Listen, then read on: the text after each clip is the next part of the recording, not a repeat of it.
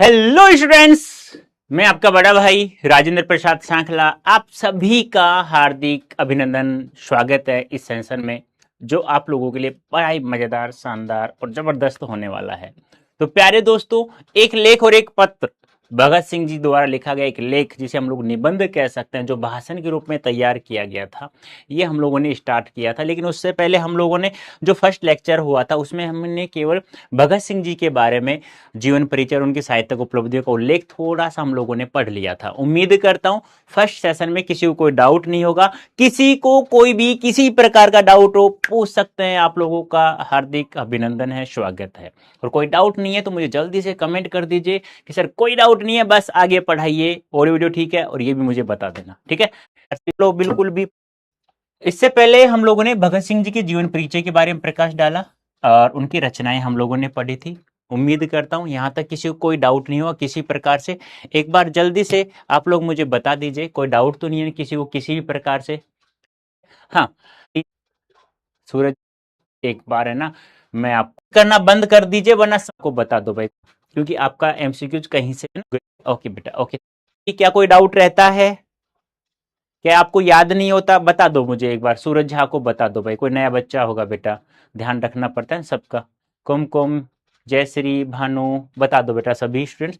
आज हम लोग इस चैप्टर को स्टार्ट करते हैं, भगत सिंह जी द्वारा लिखा गया एक लेख। लेकिन उससे पहले हम लोग सारांश पढ़ेंगे जो हमारे एग्जाम की दृष्टि से वेरी वेरी इंपॉर्टेंट होता है, वेरी मोस्ट। सब क्लियर है ना? ओके ओके बेटा, okay, thank you so much. देखो आपका जो मोबाइल है ना, ऐसा ऐसे मोबाइल होगा, उम्मीद करता हूँ ऐसे ऐसे जो मोबाइल है ना, इस प्रकार से ऐसे ऐसे ऐसे ओरिजेंटल कर लेना। तो यहाँ है ना, यहाँ पे एक क्रॉस का निशान आएगा आपको, यहाँ पे उसको हटा देना। आपके कमेंट ऑटोमेटिक बंद हो जाएंगे, आप बंद कर लेना। क्योंकि मैं चैट ऑफ करता हूँ तो काफी बार क्लास कोई रुक गई या कैसे कोई डाउट हो, आवाज नहीं आई, तो फिर दिक्कत हो जाती है। तो आप ऐसे करोगे तो यहाँ क्रॉस का निशान आता है, तो आप उसे क्रॉस कर देंगे ना तो कोई दिक्कत नहीं आएगी, आपको चैट नहीं दिखाई देंगे फिर, है ना। फिर किसी कोई डाउट हो तो वो डाउट ही पूछते हैं, क्योंकि मैं जैसे भी बन सकता है मेरे दोस्तों, कहीं से भी बन सकता। तो फिर बेटा है ना, समझ में नहीं आएगा, प्लीज ऐसा मत करना। क्योंकि आपका एमसीक्यूज कहीं से भी बन सकता है, चैप्टर के बीच में से कहीं से भी बन सकता है मेरे दोस्तों, कहीं से भी बन सकता है, ठीक है। हाँ, चलो सबसे पहले सारांश हम लोग पढ़ते हैं जो बहुत ज्यादा महत्वपूर्ण, उसके बाद एमसीक्यूज के साथ में क्वेश्चन आंसर हम लोग पढ़ेंगे। ओके बेटा, बिल्कुल भी समझ में नहीं आएगा बेटी जान, एक बार कमेंट्स बंद कर दो, महत्वपन का एक महत्व बातें करना बंद कर दो, आ जाएगा समझ। देखो पाठ का सारांश वेरी वेरी इंपॉर्टेंट, सीधा सीधा आएगा। एक लेख और एक पत्र का सारांश लिखिए, बहुत ज्यादा महत्वपूर्ण बेटा आ सकता है। महान क्रांतिकारी भगत सिंह द्वारा रचित एक लेख और एक पत्र के क्रांतिकारी विचारों और देश के प्रति उनके समर्पण का एक महत्वपूर्ण दस्तावेज है। यह पाठ दो भागों में विभाजित है। महत्व, बहुत ज्यादा महत्व है। जब फांसी लगने वाला तब भी उनसे आखिरी ख्वाहिश पूछी गई तो बोला कि इसको मैं पूरा कर लूँ इस चैप्टर को, ऐसे ही कहा था, कुछ पढ़ रहे थे उस समय वो, ठीक है। पहला पॉइंट मैंने बनाया एक लेख हो विद्यार्थी और राजनीति का, ठीक है। ऐसे ही आपको लिखना है पॉइंट। तो फिर उसके बाद इस लेख में भगत सिंह ने विद्यार्थियों की राजनीति में भागीदारी पर अपने विचार व्यक्त किए हैं कि विद्यार्थी राजनीति में आइए। क्योंकि बूढ़े लोग हो चुके हैं, वो नहीं जानते हैं कि जवानों की क्या खुशियां होती हैं, क्या वो क्या क्या कार्य कर सकते हैं, ठीक है। हाँ ठीक है, तो ये चीजें आप लोग थोड़ा ध्यान रख लेना, ठीक है। तो ये विद्यार्थियों के बारे में ज्यादा सोचा है कि विद्यार्थी जो जीवन है ना, वो राजनीति में आ जाना चाहिए। फिर राजनीति में सक्रियता, एक पॉइंट बनाना। भगत सिंह का मानना है कि विद्यार्थियों को अपनी पढ़ाई के साथ साथ राजनीति में भी गहरी रुचि लेनी चाहिए। वे उन लोगों की आलोचना करते हैं जो कहते हैं कि विद्यार्थियों को राजनीति से दूर रहना चाहिए। राजनीति में सक्रियता मतलब कि विद्यार्थियों को राजनीति में भाग लेना चाहिए अपनी पढ़ाई के साथ साथ। सब नोट्स कंप्लीट है सपना भाई, तुम नहीं पढ़ोगे मुझे लग रहा है, फिर तो मैं भी आप क्लास बंद। 100% मार्क्स लेना है तो प्रत्येक क्लास में शांति से पढ़ो, कोई डाउट हो तो पूछते रहा करो। पहला दूसरा पॉइंट क्या बना है, राजनीति में सक्रिय। उन्होंने कहा कि विद्यार्थी को अपने पढ़ाई के साथ साथ राजनीति में भाग लेना चाहिए। उन लोगों की आलोचना करनी चाहिए जो लोग कहते हैं कि पढ़ाई के साथ साथ यदि राजनीति में भाग लोगे तो सही नहीं है, नहीं ये गलत बात है। व्यवहारिक ज्ञान, व्यवहार ज्ञान होना चाहिए। उनका तर्क है कि यदि विद्यार्थी केवल किताबी ज्ञान तक सीमित रहेंगे तो वे देश की वास्तविक समस्याओं से कभी नहीं समझ बात तो सही है। यदि आप किताबी कीड़े बन जाओगे, देखो मैंने आपसे बहुत बार कहा होगा कि हम पढ़ाते नहीं है, हम 100% मार्क्स ही नहीं दिलाते, वो तो हम लोग ऐसे दिला देते हैं। हम आपको एक अच्छा नागरिक, देश का एक अच्छा समाज सेवी किस प्रकार से हम अच्छा बना सकते हैं, आपका अच्छा माता पिता का एक बेटा बेटी अच्छा कैसे बना सकेगा, आपको पति पत्नी अच्छा कैसे बना, आप ही अगर किसी बच्चों अपने बच्चों के माता पिता बने कैसे अच्छे बन सकते हैं, तो योग ज्ञान भी हम लोग सिखाते। इसीलिए भगत सिंह जी ने कहा है कि आप किताबी कीड़े रहे तो आपकी देश की समस्याओं से पता कैसे चलेगा, आपको बिल्कुल ही पता नहीं चलेगा। वे मानते हैं कि कल का देश इन्हीं विद्यार्थियों के हाथों में होगा, इसलिए उन्हें राजनीति का ज्ञान होना अनिवार्य। देखो, एक तो थे एपीजे अब्दुल कलाम जी, जो हमेशा ये कहते थे कि विद्यार्थियों को, कि युवाओं को, कि वे ही हैं जिनके ऊपर आगे जो देश के कंधों पर मेरा देश रहेगा। उस समय 1931 और उस 1907 से के मध्य उन्होंने ये जब लिखा, तो आपको पता है ना, उस समय इन्होंने कह दिया था कि हाँ, विद्यार्थी राजनीति में होना चाहिए, राजनीति का ज्ञान उन्हें होना चाहिए, तभी तो उन्हें पता चलेगा कि क्या कैसी कैसी गांवों में शहरों में समस्याएं होती हैं। जो अच्छे से सोने के पालने में जन्म लिया हो, सोने के पालने में खाना खाया हो, वो बर्तनों में खाना, उसको क्या पता गांव का शहर का जीवन क्या होता है। तो विद्यार्थी जीवन में ही होना, राजनीति होनी चाहिए, सीधी सी बात, राजनीति का ज्ञान होना बहुत जरूरी है। क्रांति का आधार, नेक्स्ट पॉइंट, वे चाहते थे कि छात्र केवल डिग्री लेने के लिए न पढ़े, बल्कि देश को आजाद कराने के लिए, एक बेहतर समाज बनाने के लिए तैयार हों। यानी कि ऐसा नहीं है कि केवल वो एक डिग्री के लिए पढ़े, नहीं, ऐसा बिल्कुल भी नहीं है। उनको ऐसा सोचना चाहिए कि हम एक अच्छा देश, एक बेहतर देश कैसे बनाया जा सकता है, हम लोग आजाद कैसे हो सकते हैं, हमें स्वाधीनता आंदोलन में भाग लेना चाहिए, क्या करना चाहिए क्या नहीं, ये सब ज्ञान उन्हें होना चाहिए। नेक्स्ट पॉइंट बना, एक पत्र सुखदेव के नाम, जो दो भागों में बटा हुआ है ना, एक लेख और एक पत्र भी बताया था। तो पहला तो क्या था, विद्यार्थी राजनीतिक जीवन हो गया हमारा। पहला तो क्या था, एक लेख विद्यार्थी और राजनीति हो गया। मतलब क्या हो गया, इसमें क्या लिखा हुआ है समझो एक बार वापस से, कि इस लेख में लिखा गया विद्यार्थियों को पढ़ाई के साथ साथ राजनीति में भाग लेना चाहिए और उन आलोचकों का मुंह बंद करना चाहिए जो लोग कहते हैं कि विद्यार्थी को राजनीति में भाग नहीं लेना चाहिए। वो कहते हैं कि जब तक विद्यार्थियों को राजनीति का व्यवहारिक ज्ञान नहीं होगा, तब तक वह देश की समस्या से कैसे उसे पता चलेगा, समस्याओं का भी बारे में उन्हें पता होना चाहिए और उसका वही आगे समाधान कर सकते हैं। मैं ये मानता हूं कि पढ़ाई के साथ साथ राजनीति में भाग लेना बहुत जरूरी है, तभी तो वो हमारे इन्हीं बच्चों पे या इन्हीं युवाओं पर इन्हीं युवाओं के कंधों पर देश का पूरा पिटारा रहेगा, इन्हीं को इन्हें संभालना होगा। तो ये तो हो गया हमारा एक लेख विद्यार्थी और राजनीति का सारांश। अब दूसरा पार्ट है इस चैप्टर का, एक लेख सुखदेव के नाम, जो इनका परम मित्र था, उनके नाम एक पत्र लिखते हैं। उसमें क्या है, यह पत्र भगत सिंह ने जेल से अपने साथी क्रांतिकारी सुखदेव को लिखा था, जेल से अपने साथी क्रांतिकारी सुखदेव। इसमें उनके मानवीय और भावनात्मक पक्ष के साथ साथ दृढ़ वैचारिक पक्ष के दर्शन होते हैं। यानी कि उन्होंने कहा कि वो बहुत अच्छे हैं मन से, उनके मन के भाव बहुत अच्छे हैं, लेकिन उसके साथ साथ उनके विचार दृढ़ पक्ष पर भी वो दर्शन डालते हैं। ऐसा उन्होंने लिखा है कि वो बहुत अच्छे इंसान है और उन्होंने जो विचार कर लिया वो करके रहते हैं, उन पर क्या है, वो दृढ़ है, मजबूत है, जो कह देते हैं वो करते हैं, ऐसे विचार हैं।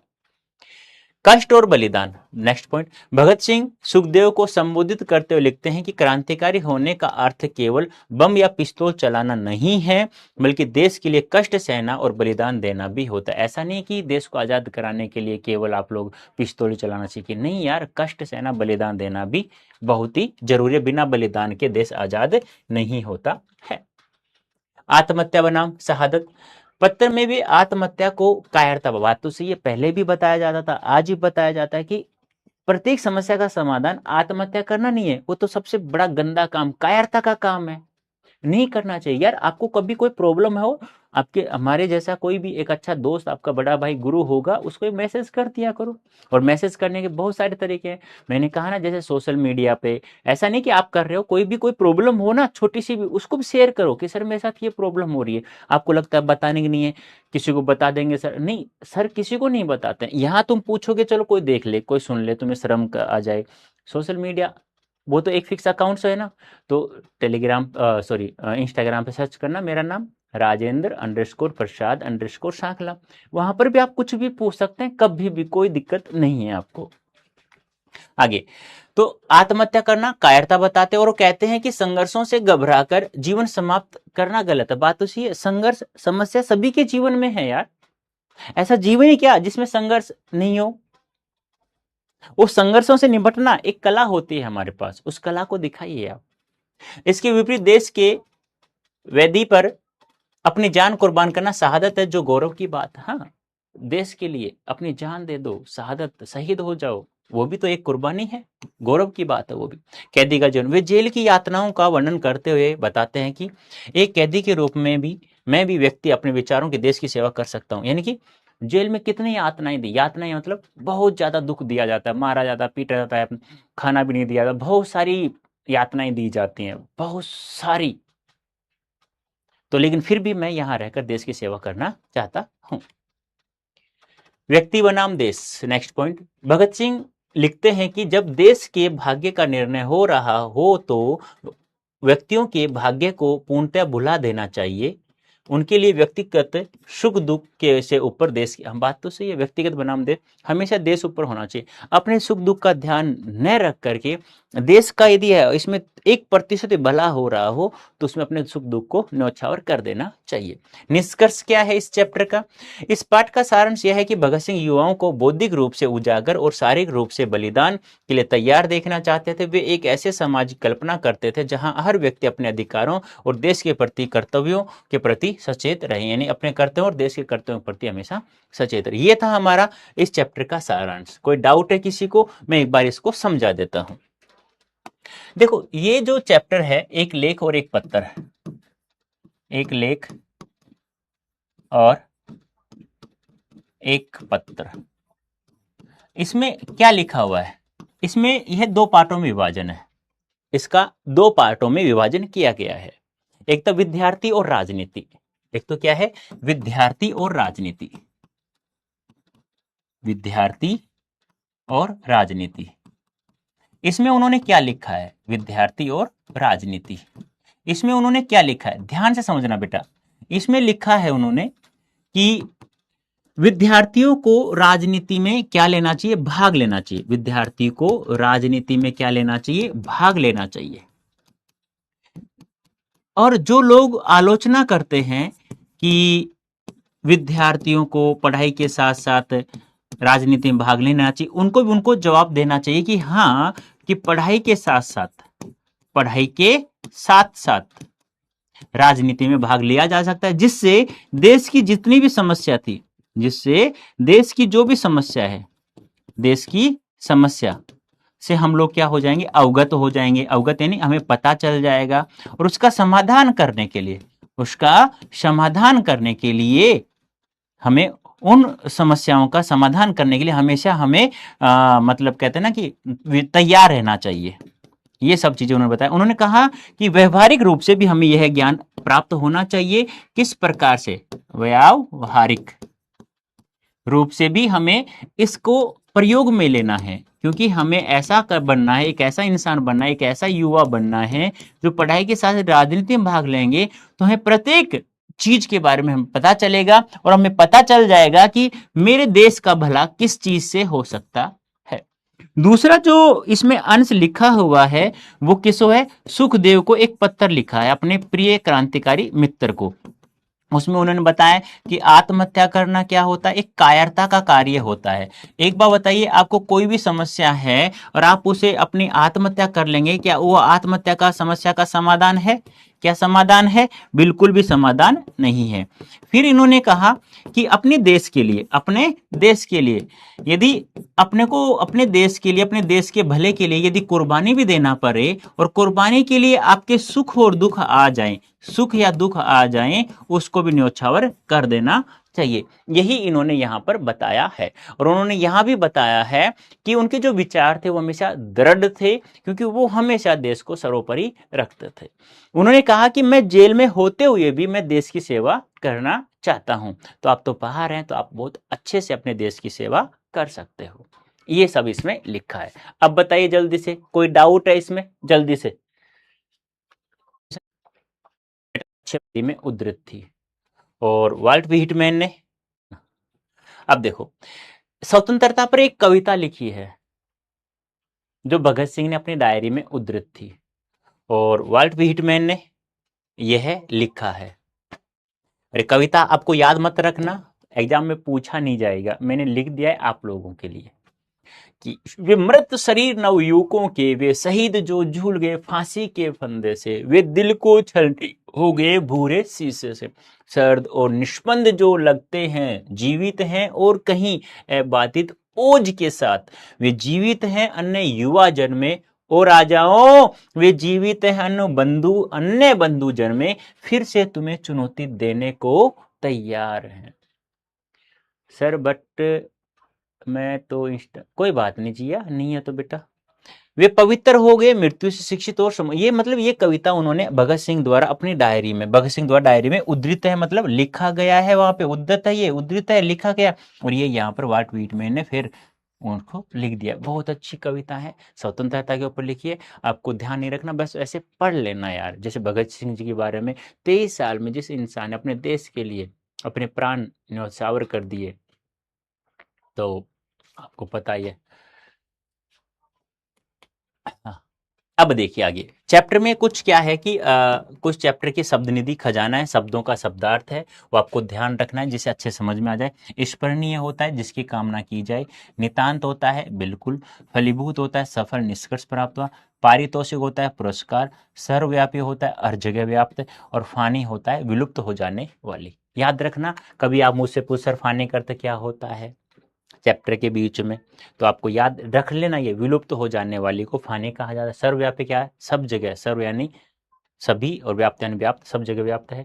पारितोषिक पुरस्कार होता है ये। फलीभूत होता है आपको निष्कर्ष प्राप्त हो जाना, सफल हो जाना, फलीभूत फल प्राप्त हो। नितांत बिल्कुल होता है। स्पृहणीय होता है जिसकी कामना की जाए। स्पृहणीय यानी कि स्पृहणीय यानी जिसकी कामना की जाए, फानी यानी विलुप्त हो जाने वाली। अब मूल चैप्टर हम लोग पढ़ते हैं। पहला पार्ट है विद्यार्थी और राजनीति। देखो अब ध्यान से अच्छे से पढ़ना, मूल चैप्टर जो आपकी बुक में दिया है वो हम लोगों ने स्टार्ट कर दिया है। इस बात का बड़ा भारी शोर सुना जा रहा था कि पढ़ने वाले नौजवान विद्यार्थी राजनीति या पॉलिटिकल कामों में हिस्सा लें, यानी कि ये बहुत जोर शोर से सुना जा रहा था मेरे कानों में कि विद्यार्थियों को राजनीति में भाग लेना चाहिए। ये बहुत जोर शोर से बातें चल रही थी। पंजाब सरकार की राय बिल्कुल ही न्यारी है, न्यारी मतलब अलग है, यानी पंजाब सरकार की जो राय होती है वो बिल्कुल ही अलग है, सबसे अलग है। विद्यार्थियों से कॉलेज में दाखिल होने से पहले इस आशय की शर्त पर हस्ताक्षर करवाए जाते हैं कि वे पॉलिटिकल कामों में हिस्सा नहीं लेंगे। यानी पंजाब सरकार कहती है किसी विद्यार्थी को कॉलेज में दाखिला दिया जाता है, यानी कि उनको एडमिशन करवाया जाता है, तो उसे एक फॉर्म पर हस्ताक्षर करवाए जाते हैं कि तुम राजनीति में भाग नहीं लोगे तभी आपका यहाँ पर एडमिशन होगा। तो पंजाब सरकार की एक अलग ही बात है। आगे हमारा दुर्भाग्य है कि लोगों की ओर से चुना हुआ मनोहर जो अब शिक्षा मंत्री है, अब ये दुर्भाग्य की बात है कि जो मनोहर जी हैं पंजाब से वो अब शिक्षा मंत्री बन गए हैं। दुर्भाग्य की तो बात है मनोहर जी, लेकिन उन्होंने क्या कहा है, उन्होंने इस स्लाइड में क्या कहा है, उन्होंने कहा है कि जोरों शोरों से एक चर्चा चल रही है कि विद्यार्थी को राजनीति में भाग लेना चाहिए, लेकिन कहा गया है पंजाब सरकार की तो राय बिल्कुल अलग होती है। उन्होंने जब किसी विद्यार्थी कॉलेज में एडमिशन देते हैं तो एक फॉर्म पर हस्ताक्षर करवा देते हैं, उन्होंने कहा जाता है कि आप राजनीति में भाग नहीं लेंगे ना तो इस फॉर्म में साइन कर तो एडमिशन हो जाएगा। लेकिन हमारे दुर्भाग्य की बात है मनोहर सिंह आप शिक्षा मंत्री हैं हमारे, बात अलग है, दुर्भाग्य की बात। स्कूल कॉलेजों के नाम एक सर्कुलर यानी कि परिपत्र भेजता है, यानी कि स्कूल कॉलेजों के नाम पर एक परिपत्र भेजा जाता है। यदि कोई पढ़ने या पढ़ाने वाला पॉलिटिक्स में हिस्सा न ले। कुछ दिन हुए जब लाहौर में स्टूडेंट्स यूनियन या विद्यार्थी सभा की ओर से विद्यार्थी सप्ताह बनाया जा रहा था, यानी कि लाहौर में स्टूडेंट्स यूनियन या विद्यार्थियों द्वारा एक सप्ताह बनाया जा रहा था, वहां भी सर अब्दुल कादर और प्रोफेसर ईश्वर चंद्र नंदा ने इस बात पर जोर दिया कि विद्यार्थी को पॉलिटिकल्स में हिस्सा नहीं लेना चाहिए। यानी कि दो इंसान थे, दो विद्वान, अब्दुल कादर और प्रोफेसर ईश्वर चंद्र नंदा। यानी कि जब स्टूडेंट डे बनाया जा रही, स्टूडेंट यूनियन द्वारा विद्यार्थी सप्ताह बनाया जा रहा था, वहां पर भी इन्होंने कहा कि विद्यार्थियों को राजनीति में भाग नहीं लेना चाहिए। किस किस ने कहा? अब्दुल कादर जी और प्रोफेसर ईश्वर चंद्र नंदा ने। अंडरलाइन कर दिया, ध्यान रखना। पंजाब को राजनीतिक जीवन से सबसे पिछड़ा हुआ कहा जाता है। इन्हें आपसे पूछा किस राज्य को राजनीतिक जीवन से सबसे पिछड़ा हुआ माना जाता है, तो आप कहेंगे पंजाब को। इसका क्या कारण है कि क्या पंजाब ने बलिदान कम दिए? इसका क्या कारण है? क्या पंजाब ने बलिदान नहीं दिए देश की आजादी के लिए? दिए हैं भाई, ऐसा तो नहीं है। आपसे पूछा जाएगा कि किस देश की राय हमेशा अलग होती है कि विद्यार्थी को राजनीति में भाग नहीं लेना चाहिए। किस देश के सॉरी किस राज्य में और किस राज्य के कॉलेज में एडमिशन से पहले एक फॉर्म पर हस्ताक्षर करवाया जाए जिस पर कहा जाता था कि राजनीति में भाग नहीं लेंगे तो एडमिशन होगा? तो पंजाब सरकार। याद रखना बेटा, ये गलती मत कर देना। इसका कारण स्पष्ट है कि हमारे शिक्षा विभाग के अधिकारी लोग बिल्कुल ही बुद्धू हैं। इसका मतलब है कि हमारे शिक्षा अधिकारी जितने भी वो सब बुद्धू ही हैं, नालायक है वो। क्यों? क्या उन्हें ये नहीं पता कि चलो ठीक है पंजाब सरकार की राय अलग है, लेकिन ऐसा नहीं है कि हमने बलिदान नहीं दिया, हमने बलिदान दिया है। आज पंजाब काउंसिल की कार्रवाई पढ़कर इस बात का अच्छी तरह पता चलता है कि इसका कारण यह है कि हमारी शिक्षा निकम्मी होती है। शिक्षा को निकम्मी कहते हैं, शिक्षा वो शेरनी का दूध, जितना जो पिएगा वो उतना तेज दहाड़ेगा। तो आज शिक्षा को निकम्मी बताया गया है और फिजूल होती है, और विद्यार्थी युवा जगत अपने देश की बातों में कोई हिस्सा नहीं लेता है। ये भी लेना चाहिए, पता होना चाहिए कि देश में क्या चल रहा है, पता होना चाहिए। इस बात से तो मैं भी सहमत हूं, बच्चों को अखबार पढ़ना चाहिए, सीधी सी बात है। उन्हें इस संबंध में कोई भी ज्ञान नहीं होता। जब वे पढ़कर निकलते हैं तब उनमें से कुछ ही आगे पढ़ते हैं, यानी कि यहां से पढ़कर जो निकलते हैं उनमें से बहुत कम चुनिंदा लोग होते हैं, बच्चे होते हैं जो आगे भी पढ़ते हैं, लेकिन वे ऐसी कच्ची कच्ची बातें करते हैं कि सुनकर स्वयं ही अफसोस कर बैठ जाने के सिवा कोई चारा नहीं है। लेकिन वो बिल्कुल ऐसी कच्ची कच्ची बातें करते हैं, आप सोचें यार ये विद्यार्थी क्या है, अफसोस करना पड़ता है उसके लिए। जिन नौजवानों को कल देश की बागडोर हाथ में लेनी है, उन्हें आज ही अक्ल के अंधे बनाने की कोशिश की जा रही है। यानी कि जो जिन बच्चों के कंधों पर देश की भागडोर है, आज वही बच्चे से कच्ची कच्ची बातें कर रहे हैं देश के प्रति, उन्हें कोई किसी चीज का ज्ञान नहीं है। ये कैसे हो सकता है? ये तो गलत बात है। आज ही वो अक्ल के अंधे बने जा रहे हैं, उन्हें बनाया जा रहा है कॉलेजों में। इससे जो परिणाम निकलेगा वह हमें खुद ही समझ लेना चाहिए। इससे क्या परिणाम निकलेगा आपको पता है? फिर हमें गुलाम फिर से होने वाले, सीधी सी बात है, यही कहा गया है। बताइए, कोई दिक्कत यहां तक? यह हम मानते हैं कि विद्यार्थियों का मुख्य काम पढ़ाई करना है, उन्हें अपना पूरा ध्यान उस ओर लगा देना चाहिए। लेकिन क्या देश की परिस्थितियों का ज्ञान और उनके सुधार के उपाय सोचने की योग्यता पैदा करना उस शिक्षा में शामिल नहीं है? क्या पढ़ाई के दौरान क्या बिल्कुल ऐसा ही होना चाहिए कि पूरा का पूरा ध्यान पढ़ाई में? हाँ, मानते हैं कि पूरा पूरा ध्यान पढ़ाई में होना चाहिए, लेकिन देश की समस्याओं से भी पता होना चाहिए कि देश का प्रधानमंत्री कौन है, गृह मंत्री कौन है, राष्ट्रपति कौन है, क्या चल रहा है देश में, ये महंगाई क्यों बढ़ रही है, किस कारण से बढ़ रही है, ये तो नॉलेज होना चाहिए ना। भाई ईरान अमेरिका का युद्ध चल रहा है, ठीक है, पता होना चाहिए थोड़ा सा। गैस तेल के भाव, सब्जियों के भाव क्यों बढ़ रहे हैं, क्या कारण है? हाँ, मोदी जी सोने खरीदने के लिए मना क्यों कर रहा है? थोड़ा बहुत तो ज्ञान होना जरूरी है बेटा जी, क्योंकि देश की भागदौड़ आपके कंधों पर आने वाली है। ऐसा नहीं, अब ऐसा नहीं है, अब नहीं है ऐसा कि बस नॉलेज रखो। ऐसा नहीं कि आपको स्वाधीनता आंदोलन में कूदना है। पहले आजाद हैं यार, हम लोग आजाद पंछी हैं। अब नहीं है, पहले ऐसा था। यदि नहीं तो हम उस शिक्षा को भी निकम्मी समझते हैं जो सिर्फ कलर की करने के लिए हासिल किया, कलर की यानी कि चपरासी बनने के लिए। केवल उस शिक्षा को, वो निकम्मी है जिसमें केवल कलर की बना जा सकता है, चाय चुनी, ये लैट्रिन वैट्रिन साफ करने के लिए, इतना ही हो तो शिक्षा भी निकम्मी है। सीधी सी बात है। फिर तो कुछ अच्छे से अच्छे अफसर बनो, पढ़कर ही कुछ बनना चाहते, लेकिन उस समय क्या था, इतना ही बढ़ो, बस कलर की बन जाओ, एक चपरासी बन जाओ, बस इतना ही था पहले। तो फिर वो शिक्षा निकम्मी होगी इस हिसाब से। ऐसी शिक्षा की जरूरत ही क्या? कुछ ज्यादा चालाक आदमी यह कहते हैं कि काका तुम पॉलिटिक्स के अनुसार पढ़ो और सोचो जरूर, लेकिन कोई व्यवहारिक हिस्सा न लो, तुम अधिक योग्य होकर देश के लिए फायदेमंद साबित होंगे। काका तुम पॉलिटिक्स के अनुसार पढ़ो और सोचो जरूर, क्योंकि कोई व्यवहारिक हिस्सा न ले, क्योंकि कुछ भी साबित हो सकता है देश के लिए। बात बड़ी सुंदर लगती है, लेकिन हम इसे भी रद्द करते हैं, क्योंकि यह भी सिर्फ ऊपरी बात है। इस बात से यह स्पष्ट हो जाता है कि एक दिन विद्यार्थी एक पुस्तक अपील टू द यंग या प्रिंस कॉर्पोटिन या पढ़ रहा था। कहने का मतलब क्या, मैं एक दिन ये दो पुस्तक से तो पढ़ रहा था, ये अपील टू द यंग और प्रिंस क्रोपोटिन, पढ़ रहा था, एक प्रोफेसर साहब कहने लगे यह कौन सी पुस्तक है, और यह तो किसी बंगाली का नाम जान पड़ता है। लड़का बोल पड़ा, प्रिंस क्रोप्टिक यानी क्रोपोक्टिन का नाम बड़ा प्रसिद्ध है, वे अर्थशास्त्र के विद्वान थे। इस नाम से परिचित होना प्रत्येक प्रोफेसर के लिए बड़ी जरूरी बात थी, बड़ा जरूरी था। अब देखो, एक तो ये ध्यान रखना, प्रिंस क्रोपोटकिन एक नाम याद रखना, एक बड़ा प्रसिद्ध नाम है, जो अर्थशास्त्र के विद्वान थे, याद रखना, पूछा जा सकता है ये थोड़ा सा। प्रोफेसर की योग्यता पर लड़का भी हंस पड़ा और उसने फिर कहा, ये रूसी सज्जन है थे, बस रूसी कहकर टूट पड़ा। प्रोफेसर ने कहा कि तुम बोल्शेविक हो क्योंकि तुम पॉलिटिकल पुस्तकें पढ़ते हो, तुम बोल्शेविक हो इसलिए तुम पॉलिटिकल पुस्तक पढ़ते हो। रूसी है तो क्या हुआ, क्या हम नहीं पढ़ सकते पुस्तक? सबको अधिकार है भाई कुछ ही पढ़ने का। देखिए आप प्रोफेसर की योग्यता, हम उन बेचारे विद्यार्थियों को उनसे क्या सीखना है, ऐसी स्थिति में वे नौजवान क्या सीख सकते हैं? भाई सीख तो बहुत कुछ सीख सकते हैं। तो दूसरी बात यह है कि व्यवहारिक राजनीति क्या होती है। महात्मा गांधी, नेहरू जी, बोस, सुभाष चंद्र बोस जी स्वागत करना और भाषण सुनना तो हुई व्यवहारिक राजनीति।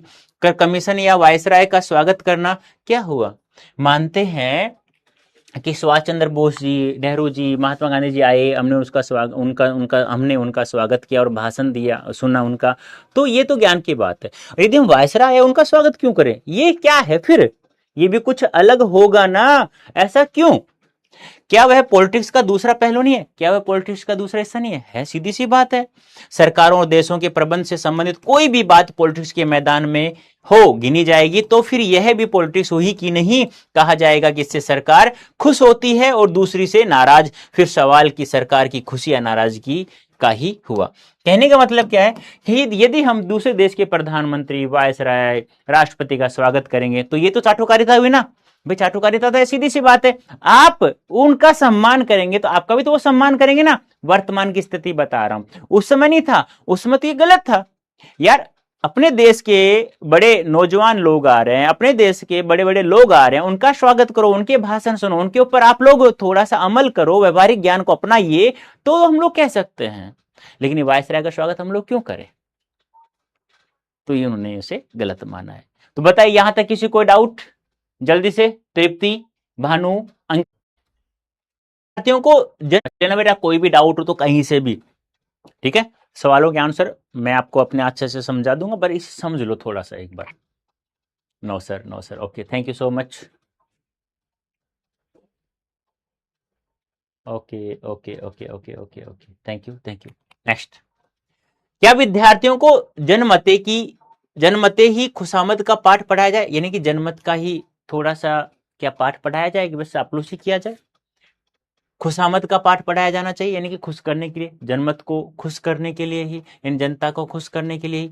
हम जो समझते हैं कि जब तक हिंदुस्तान में विदेशी डाकू नहीं, पशु हैं, पेट के गुलाम हैं, तो हम किस तरह कहें कि विद्यार्थी वफादारी का पाठ पढ़े?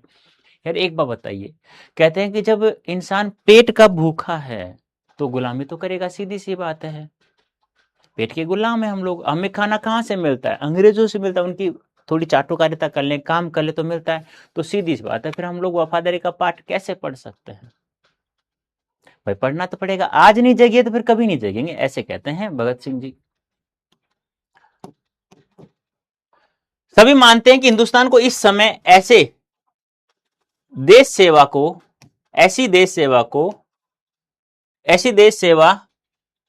एक मिनट रुको।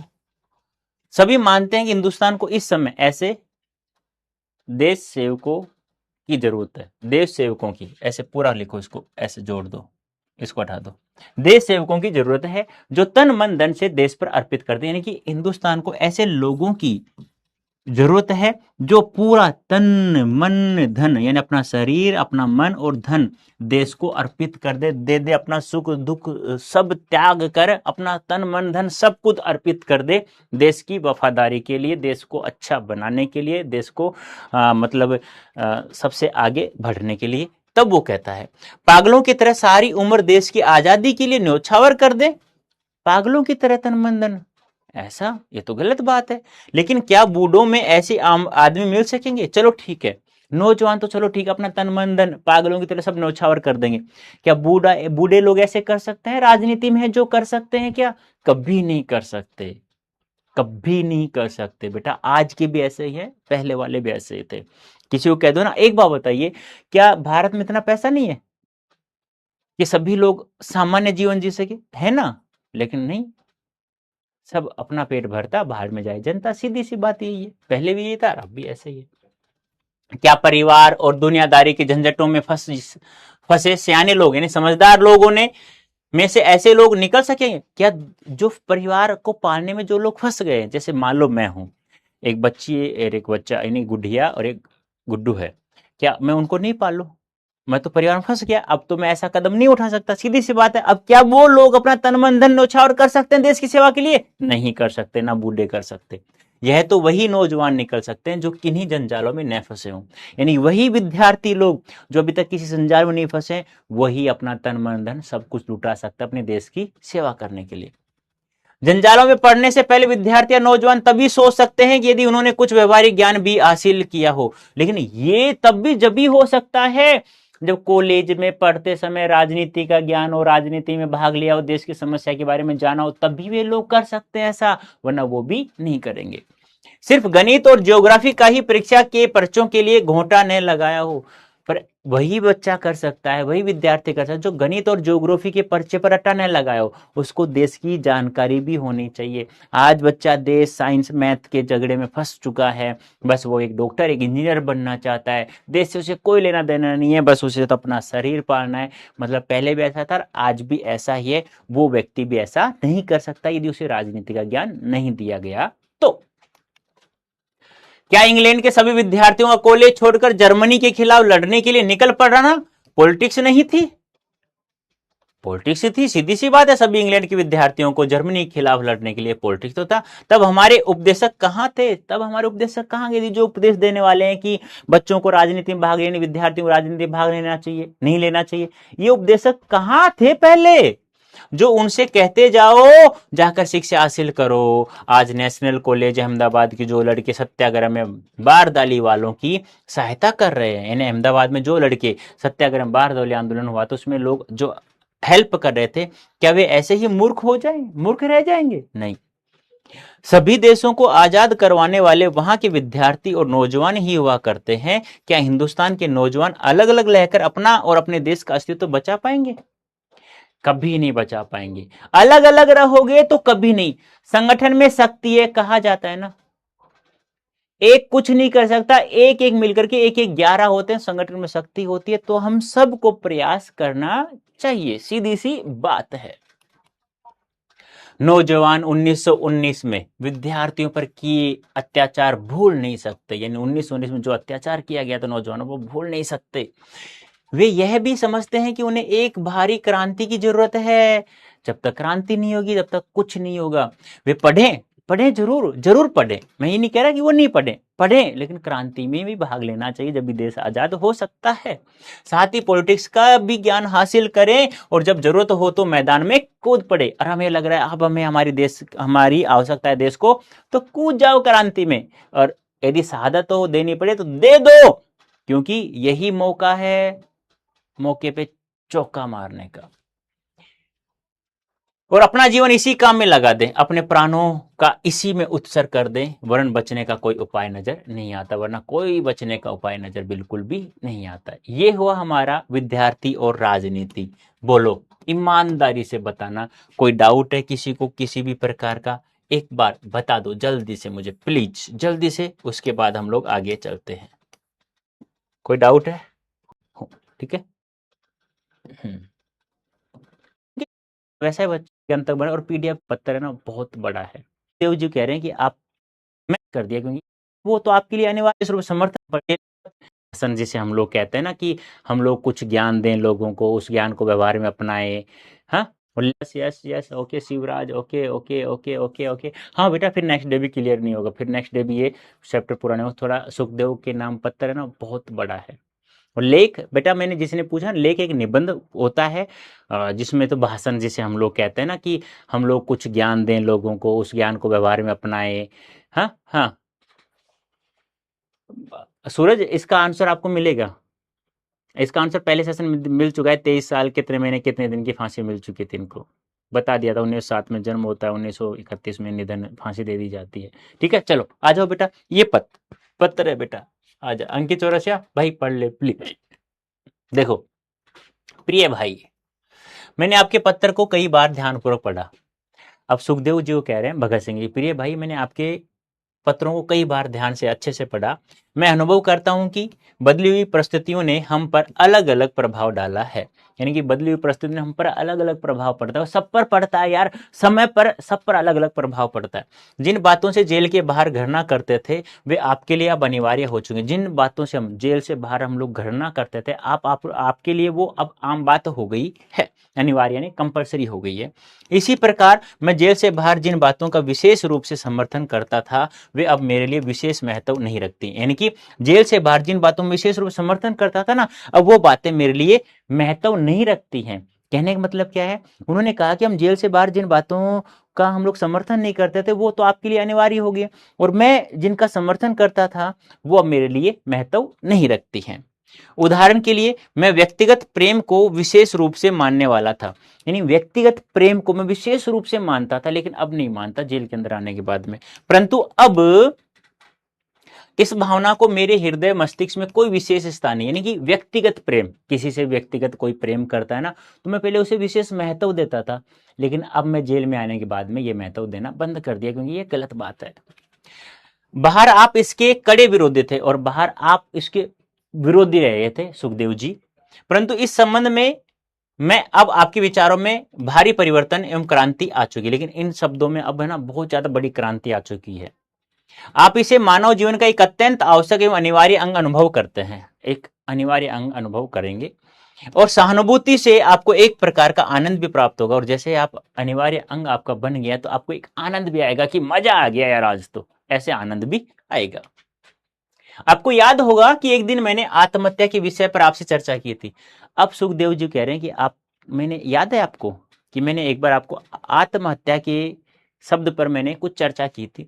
तब मैंने आपको बताया था कि कई परिस्थितियों में आत्महत्या उचित हो सकती है, कि कुछ परिस्थितियां ऐसी होती जिसमें आत्महत्या करना सही है। परंतु आपने मेरे दृष्टिकोण का विरोध किया था, लेकिन आपने मेरे दृष्टिकोण का विरोध किया था कि नहीं गलत बात है, वो तो कायरता का विषय है, कायरता की बात आत्महत्या करना। मुझे उस चर्चा का समय और स्थान भली प्रकार, यानी जिस स्थान पर जिस समय मैंने ये चर्चा की थी आत्महत्या के बारे में, तो वो मुझे समय और स्थान सब याद है मुझे। हमारी यह बात शहनशाही कुटिया में शाम के समय हो, याद रखना बेटा, ये पूछा जा सकता है। शहनशाही कुटिया में शाम के समय वो याद रखना, पूछा जाता है कि भगत सिंह ने सुखदेव जी से आत्महत्या के विषय में चर्चा कहाँ की थी, किस समय की थी, शाम, सुबह, दोपहर, ऐसे तो शाम को, और शहनशाही कुटिया में। याद रखना बेटा, बहुत अच्छा सवाल बन सकता है। आपने मजाक के रूप में हंसते हुए कहा था कि इस प्रकार की कायरता का कार्य कभी उचित नहीं माना जा सकता। बात तो सही है, आपने कहा था कि इस समय ऐसा कायरता कार्य उचित नहीं माना जा सकता, बिल्कुल भी अच्छा नहीं है। आपने कहा था कि इस प्रकार का कार्य भयानक और घृणित है, घृणा का है, भय का है, ऐसा नहीं करना चाहिए।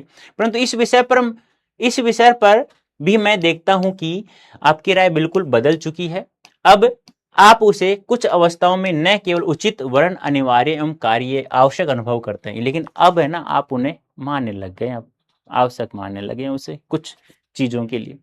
मेरी इस विषय में अब वही राय है जो पहले आपकी थी, अर्थात आत्महत्या एक घृणित अपराध। यानी पहले मैं नहीं मानता था कि घृणित अपराध है, लेकिन अब मानता हूं।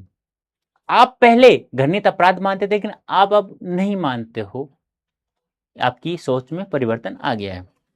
यह पूर्णतः कायरता कार्य आत्महत्या करना। क्रांतिकारी का तो कहना ही क्या, कोई भी मनुष्य ऐसे कार्य को उचित नहीं ठहरा सकता। और क्रांतिकारी का तो कहना है क्या कि आत्महत्या करना तो कोई उचित कार्य हो ही नहीं सकता। अरे जब आत्महत्या करनी है देश की सेवा के लिए कूद जाओ ना, 2-4 को मार के मर जाओ, क्या दिक्कत है। तो फिर उन्होंने कहा कि ये बात पहले मैं गलत मानता था, आज मैं इसे सही मानता हूं। आप कहते थे कि आप यह नहीं समझ सके कि केवल कष्ट सहन करने से आप अपने देश की सेवा किस प्रकार कर सकते हैं। यार कष्ट तो होता ही है ना। आप जैसे व्यक्ति की ओर से ऐसा प्रश्न करना बड़े आश्चर्य की बात है। आश्चर्य करना, आप जैसे व्यक्ति ऐसी बात करे कि केवल कष्ट सहन करने से आप अपने देश की सेवा किस प्रकार कर सकते हैं। आपके लिए ऐसी बात करना एक आश्चर्यजनक बात हो सकती है, क्योंकि नौजवान भारत सभा जो 1926 में है ना, हाँ 1926 में पंजाब में की थी नौजवान भारत सभा की स्थापना भगत सिंह जी ने। ध्येय था सेवा द्वारा कष्टों को सहन करना और बलिदान करना। इनका याद रखना, नौजवान भारत सभा का ध्येय यानी कि जो ध्येय था, उद्देश्य था, वो वाक्य क्या था कि सेवा द्वारा कष्टों को सहन करना एवं बलिदान करना। सेवा द्वारा कष्टों को सहन करना और बलिदान करना को हमने सोच समझकर कितना प्यार किया था। मैं यह समझता हूं कि आपने अधिक से अधिक संभव सेवा की। अब वह समय है कि जो कुछ आपने किया है उसके लिए कष्ट उठाएं। दूसरी बात यह है कि यही वह अवसर है जब आपको सारी जनता का नेतृत्व करना है। अब आप देखो, मैं तो नहीं कर सकता, मैं तो जेल में हूं, मुझे तो फांसी सजा हो चुकी है, लेकिन आप ये सब कार्य कर सकते हो। अब आपका ये कर्तव्य है, आत्महत्या करना गलत बात है और देश की सेवा करना बहुत अच्छा है। मानव किसी भी कार्य को उचित मानकर ही करता है। जैसे हमने लेजिस्लेटिव असेंबली में बम फेंकने का कार्य किया था, लेजिस्लेटिव असेंबली में बम फेंका था ना, एक कार्य किया था हमने साथ में। कार्य करने के बाद उसका परिणाम और उसका फल भोगने की बारी आती है। अब उसको कार्य कर दिया, अब उसका परिणाम भोगने की बारी आती है। क्या आपका यह विचार है कि यदि हमने दया के लिए गिड़गिड़ाते हुए दंड से बचने का प्रयत्न किया होता, कि हाथ जोड़ के गिड़गिड़ाएं कि हमने ये गलत कार्य किया, हमें छोड़ दो, नहीं, तो हमारा यह कार्य उचित होता नहीं। इसका प्रभाव लोगों पर उल्टा होता।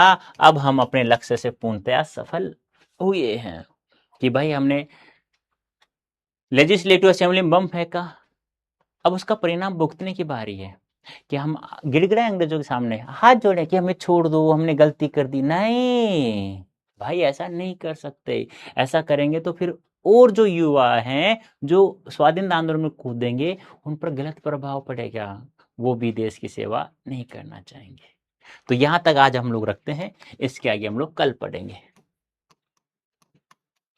ठीक है, यहां तक पढ़ लिया हम लोगों ने कि पूर्णतः सफल हो चुके हमारे लक्ष्य पर। ठीक है, अब बता दो भाई एक बार सभी कॉमर्स उसके पास नहीं आती भोजपुरी भाई, मुझे हिंदी आती है केवल। जय हिंदी जय कॉमर्स, क्या बात है।